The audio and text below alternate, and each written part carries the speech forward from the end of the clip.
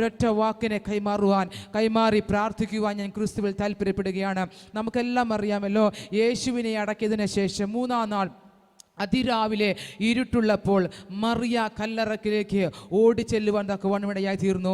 ഈ കല്ല് എനിക്ക് വേണ്ടി ആരുരുട്ട് മാറ്റും എന്നവൾ ചിന്തിച്ച് പ്രൈസ് ലോർഡ് നടന്നു നീങ്ങുകയാണ്. അവൾ കണ്ട കാഴ്ച കല്ലുരുട്ടി മാറ്റി അതിന്മേൽ ദൂതനിരിക്കുകയാണ്. Praise Lord.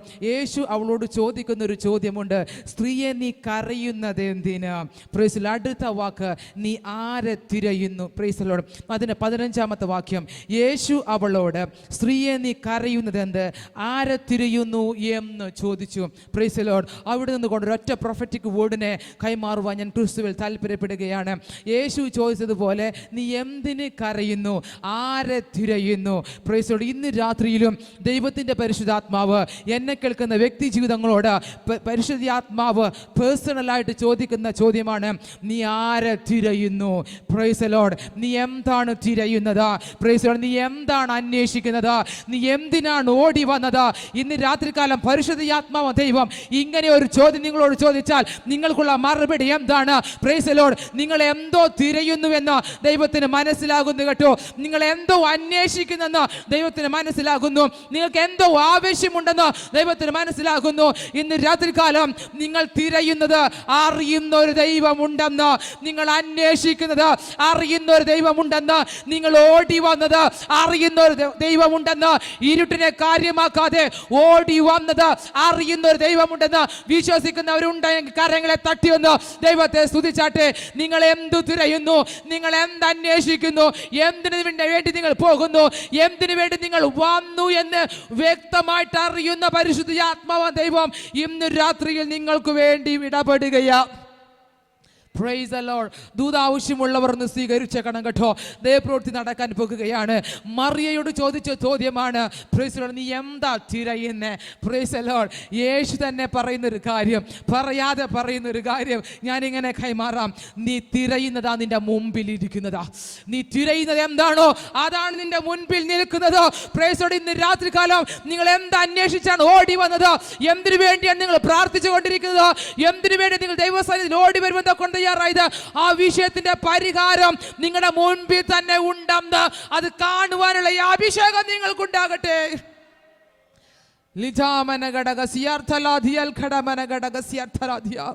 ഓൺലൈനിലൂടെ എന്നെ കേൾക്കുന്ന പ്രിയപ്പെട്ടവരോട് ഞാൻ ആത്മാവിൽ കൈമാറുകയാണ്. ഇന്ന് രാത്രികാലം നിങ്ങൾ എന്തൊക്കെയോ തിരയുന്നുണ്ട്. നാളുകളായി തിരഞ്ഞിട്ടും കിട്ടാത്ത ചിലത് ഇന്ന് രാത്രികാലം ദൈവത്തിന്റെ പരിശുദ്ധാത്മാവ് നിങ്ങൾക്ക് വേണ്ടി വെളിപ്പെടുത്താൻ പോകുകയാണ്. ഇല്ലാത്തതിനെ നിങ്ങൾക്ക് വേണ്ടി കർത്താവ് വരുത്തി തരുവാൻ തക്കവണ്ണമിടയായി തീരും. എന്താ നിങ്ങൾ അന്വേഷിച്ച് നടക്കുന്നത്? നാളുകളായി അന്വേഷിച്ചും കണ്ടെത്താത്ത ചിലത് ഇന്ന് രാത്രിയിൽ കർത്താവ് നിങ്ങൾക്ക് വെളിപ്പെടുത്തി തരാനെ പോകുക. വിശ്വസിക്കുന്നവരുണ്ടെങ്കിൽ നന്നായി രാമേം പറഞ്ഞ ആ ദൂതനെ സ്വീകരിക്കാൻ കൊണ്ട് തയ്യാറായിക്കോ. ഒരുപാട് പ്രശ്നങ്ങൾ ഉണ്ടായിട്ടും, ഒരുപാട് ജോലികൾ ഉണ്ടായിട്ടും, മറ്റുള്ള കാര്യപരിപാടികൾ ഉണ്ടായിട്ടും ഇന്ന് രാത്രിയിൽ ദൈവത്തിന്റെ സന്നിധിയിലേക്ക് നിങ്ങൾ എന്തിനു ഓടി വന്നു? നിങ്ങളുടെ വിഷയത്തെ അറിയുന്ന ഒരു ദൈവമുണ്ട്. ആ വിഷയത്തിന് പരിഹാരമായെന്ന് ആത്മാവ് കൈമാറുക. വിശ്വസിച്ചോ, നിങ്ങളുടെ പ്രശ്നത്തിന് പരിഹാരം ഉണ്ടാവാൻ പോകുകയാ.